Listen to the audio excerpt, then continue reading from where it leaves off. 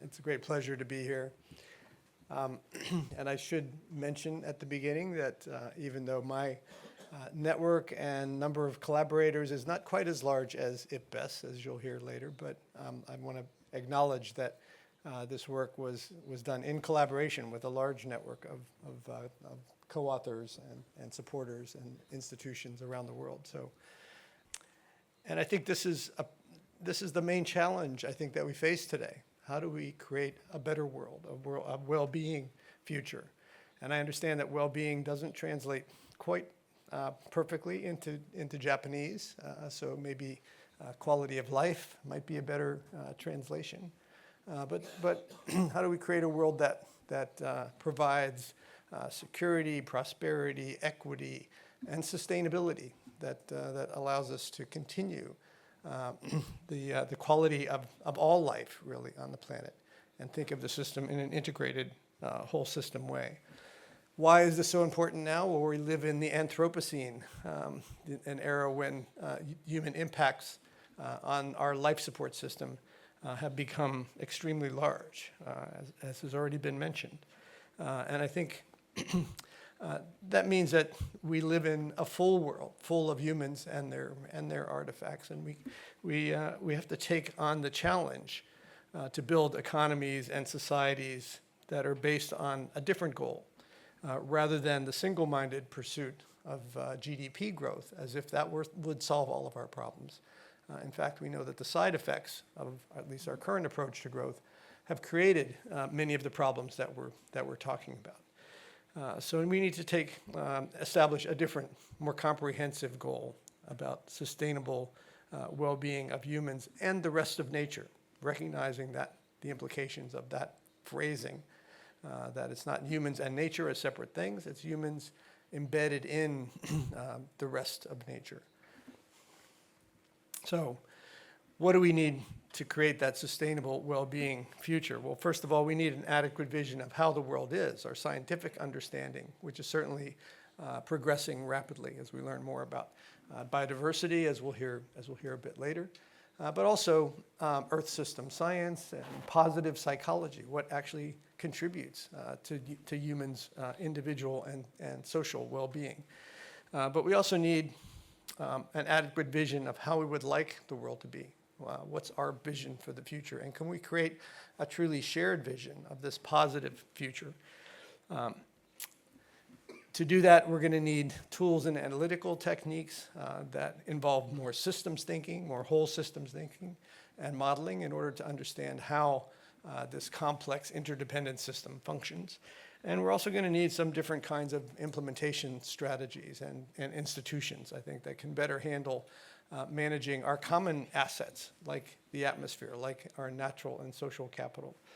And as I'll point out, I think we're going to need some societal therapy as well to help us overcome our lock-in or addiction to the current system. So on the science side, we know the world's a complex, nonlinear adaptive system. There are thresholds, there are tipping points, there are surprises. And as I said, our understanding of some of these phenomena is growing rapidly. This is just a representation of some of the potential tipping points in the climate system, including the ice sheets melting, the Amazon drying. There's a whole range of different potential tipping points that could cause the climate to change much more rapidly than has been projected. We know that we, for example, are outside the safe operating space in terms of these 9 planetary boundaries, as they've been called, including climate change and biodiversity loss, land use change, freshwater change, et cetera, biogeochemical flows. So we're close to these potential tipping points in many areas, and we're not in a safe area. One way of looking at that is that, during the Holocene period, we had a relatively stable climate that allowed human civilization to develop. Now we're in the Anthropocene. We're in danger of flipping to a hothouse Earth because of these tipping points. And our challenge really is to stabilize the system and to get into a zone of climate that will allow civilization to continue. All right, so we know a lot about what the problems are. We know a lot also, I think, about what the solutions are, and we have known them for a long time. But that's still not the movie that many people are lining up to go see. It's too easy to believe that things are fine, that it will work out, technology will save us, etc. So it's an inconvenient truth, and change is hard. So what do we need to make that change? I think we need a third movie. I think we need a much more positive vision of what a sustainable and desirable economy in society, in the rest of nature, could look like, and recognize that embeddedness and recognize the interdependence of the economy and society and the environment. So I think that's an essential first step, is to recognize that interdependence and to begin to think of this as a complex system. Another way of looking at it is that we need to stay within planetary boundaries, but we also need to create all of the elements of well-being, quality of life, et cetera. We need to stay within what Kate Raworth has called the safe and just donut. So how do we create all of those things in this sustainable future? Ecological economics from the beginning has been about doing just that. And it is a transdisciplinary field. It's not ecology or economics separately. It's really trying to bring together both of those fields, but also several other fields, and toward these common goals or questions of creating this ecologically sustainable scale, staying within planetary boundaries, basically, but also a socially fair distribution of wealth and resources, both within the current generation of humans, but also between the current and future generations, and between humans and other species. So how do we distribute wealth and resources fairly?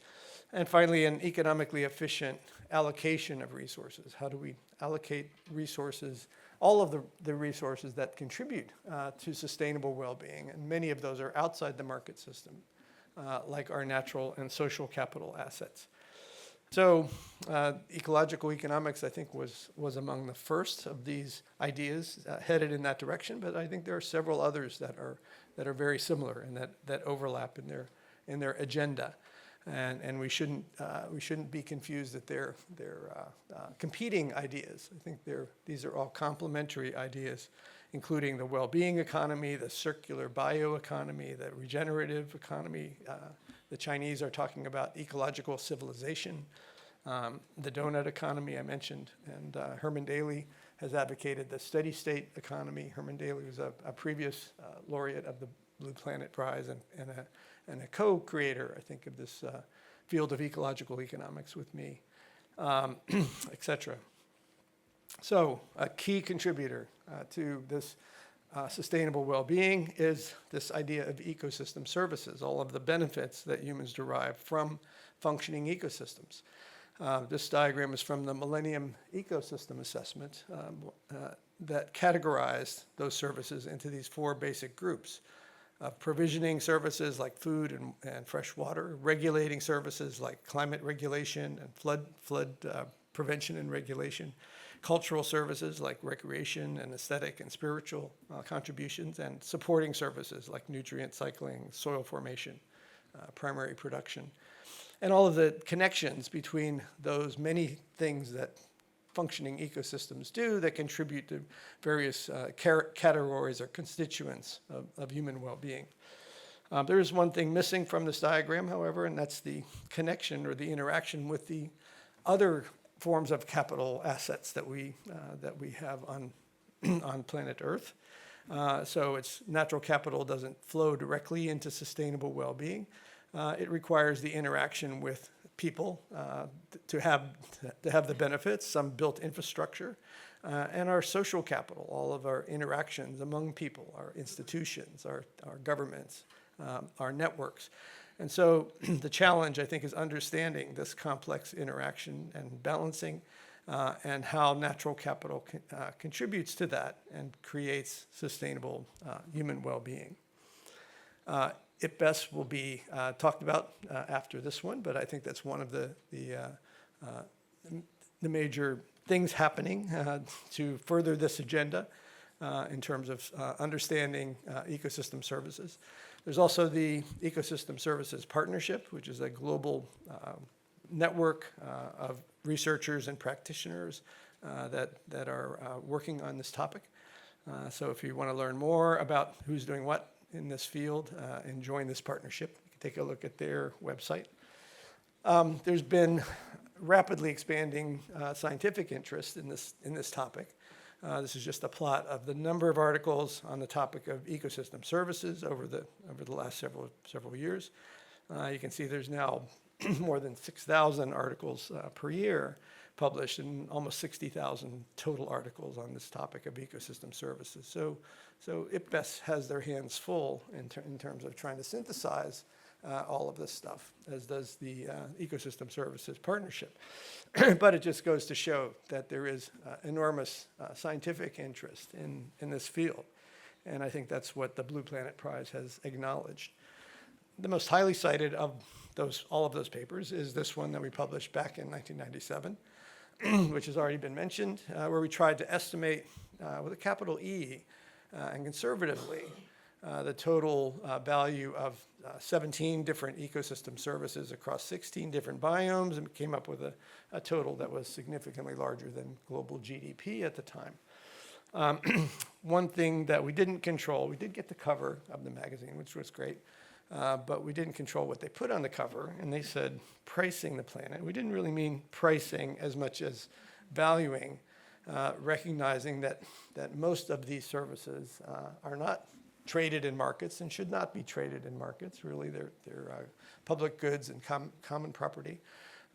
But we can value them in terms that are comparable with some of the things that are traded in markets and traded and express them in monetary units, just to highlight the magnitude of their importance. So there are some misconceptions about this valuation of ecosystem services that have arisen, I think, because of that mistake. And also the idea that ecosystem services is somehow a very anthropocentric concept, that it's just about what nature can do for us. And I think that's not really accurate. I think ecosystem services is more about the whole system and how interdependent we are with the rest of nature, and how we benefit from that, the things that the rest of nature is doing, and how we impact the rest of nature as well. That valuation in monetary or in any units is really not the same as privatization. It's not a precursor to privatizing these ecosystems. It really is a better way of understanding how they contribute to our well-being. So those two things are not the same, and we certainly should guard against privatization of some of these services, but valuation does not necessarily help to do that. And that this idea of intrinsic values is often put in opposition to valuation, and say, oh, we should preserve the natural systems simply for their own sake, for their intrinsic value. And I don't think that's, or it shouldn't be in opposition to valuation, which is a different kind of thing. Intrinsic values are really more about assigning rights to natural systems, and not necessarily about valuation, which is about understanding trade-offs. And also that we can't avoid this valuation exercise, because every time we make decisions about ecosystems in a world of trade-offs, we're implicitly valuing them. We're saying one thing is more important than another. So all we're really trying to do with this valuation exercise is make that more explicit. There's a whole range of possible uses for this valuation of ecosystem services, including just raising interest and awareness, but also national income accounting, specific policy analysis, urban and regional land use planning. How do we plan our landscapes to maximize the total value, the total contribution to sustainable well-being? Payment for ecosystem services. How do we use economic incentives to help preserve and produce many of these ecosystem services? How do we use it for full cost accounting? We know that the market is not telling us the truth about anything we buy, really, because of all the external costs that are not included in the prices that we pay, but they could be if we understood what those implications or those external costs were.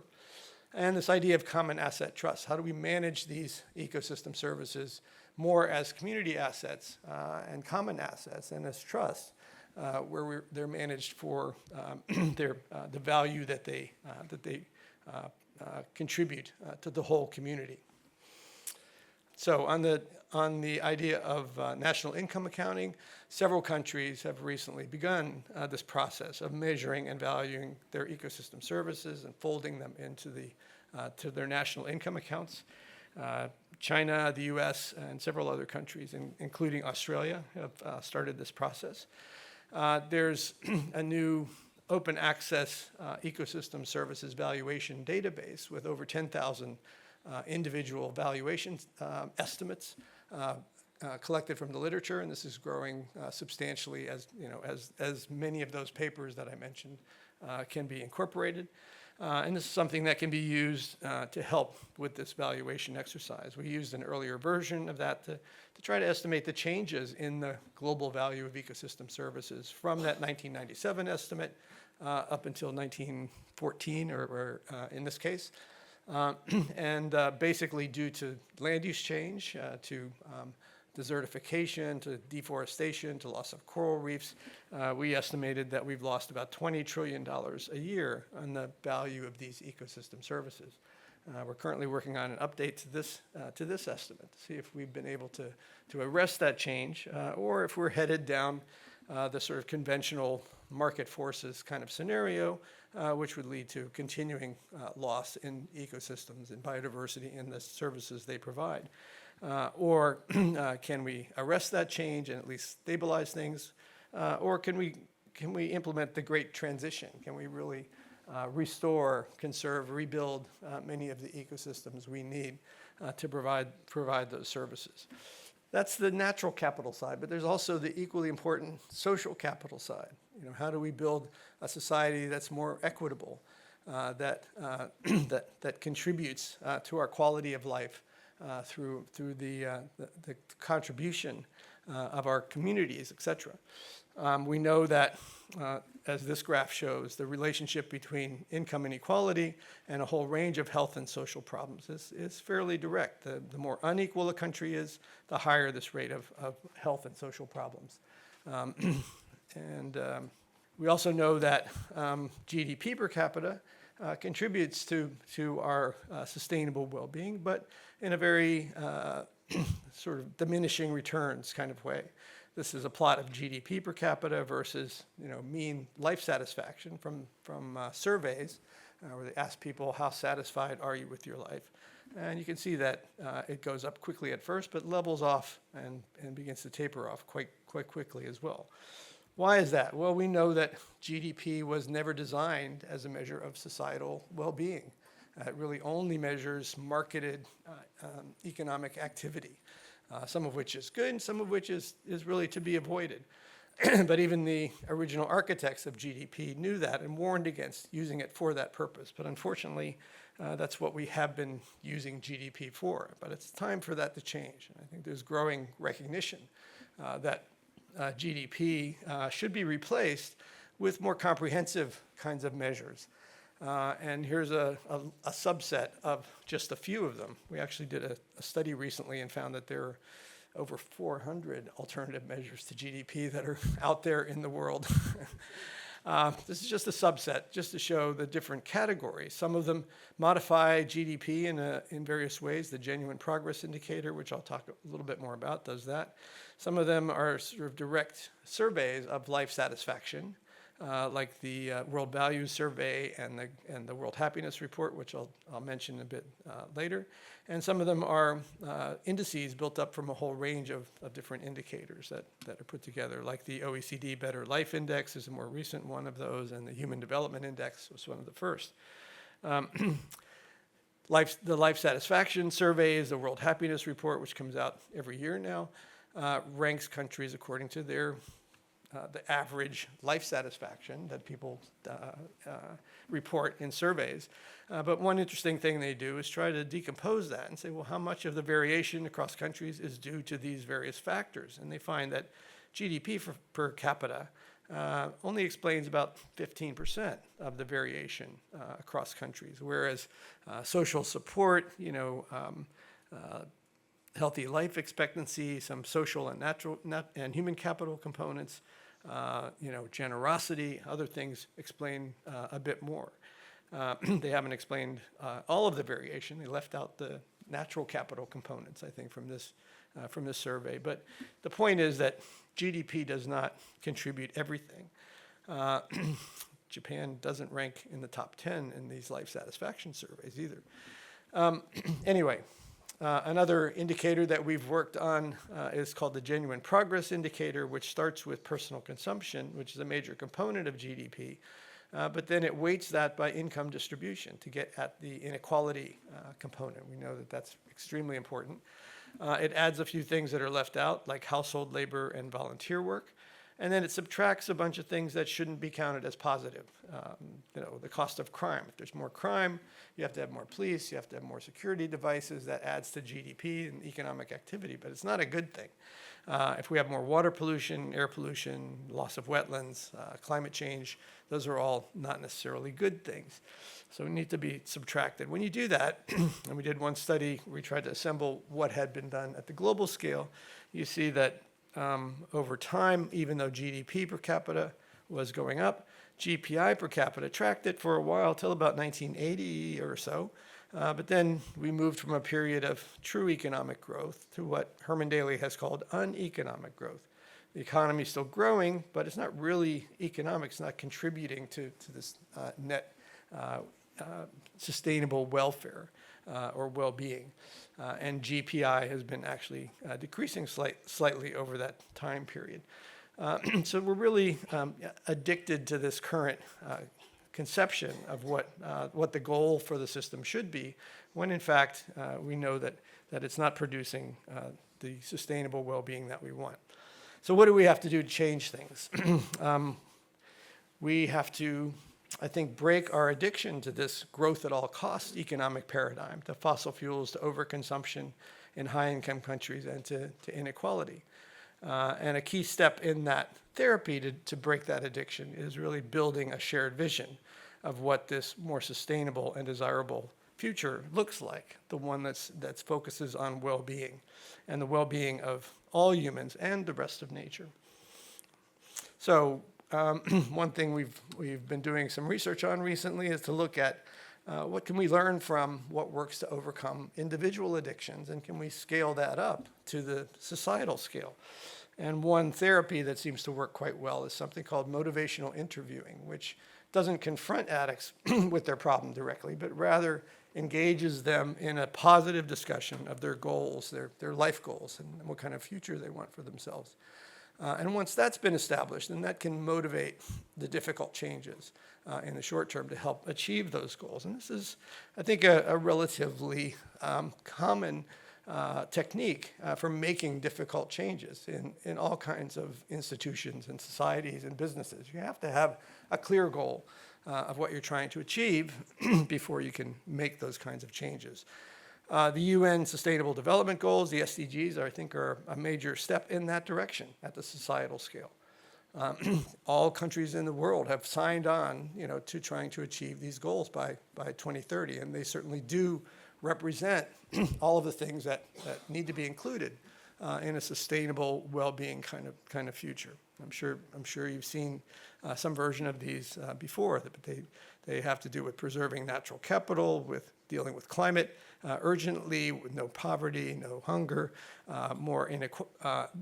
reducing inequality, renewable energy, etc. So I think they include most of the things that really are needed there.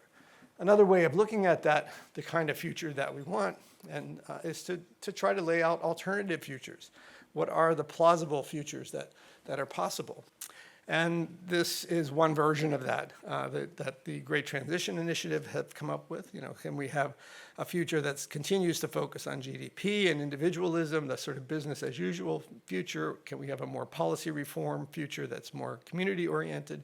Or can we have a great transition that really focuses on well-being, quality of life, and the larger community? And I think the SDGs fit well into that Great Transition Initiative. But how do we how do we communicate those alternative futures to a larger audience, to the general public?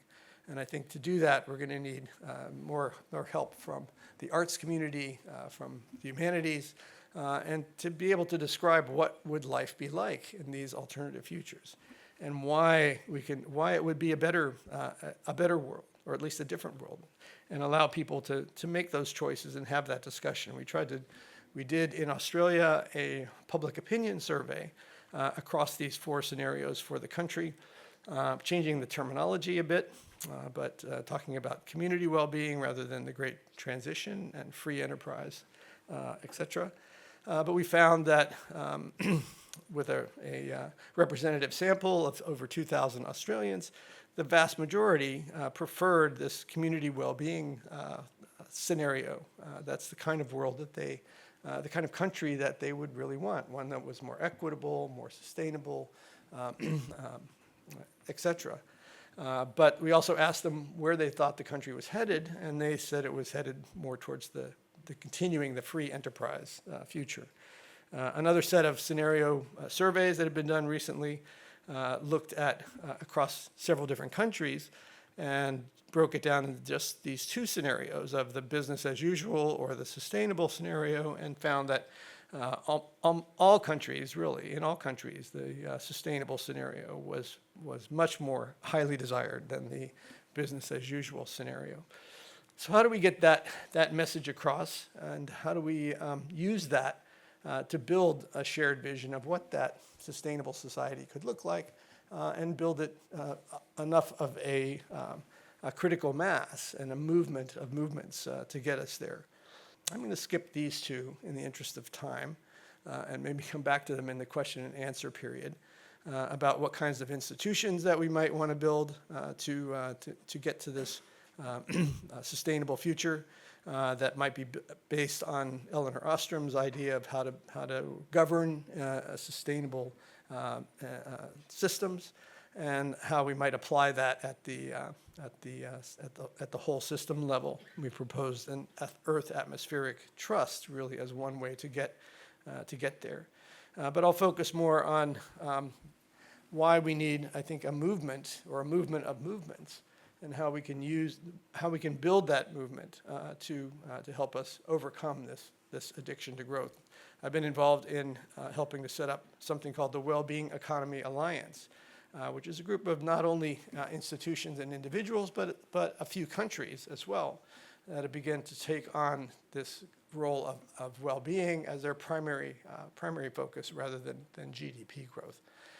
So I think it is going to take a movement of movements to really motivate the kinds of changes that we need to build this sustainable well-being future. And if you want to know more about any of the things that I've been talking about, these are 3 recent books that have come out that go into more detail. And I'll end there. Thank you.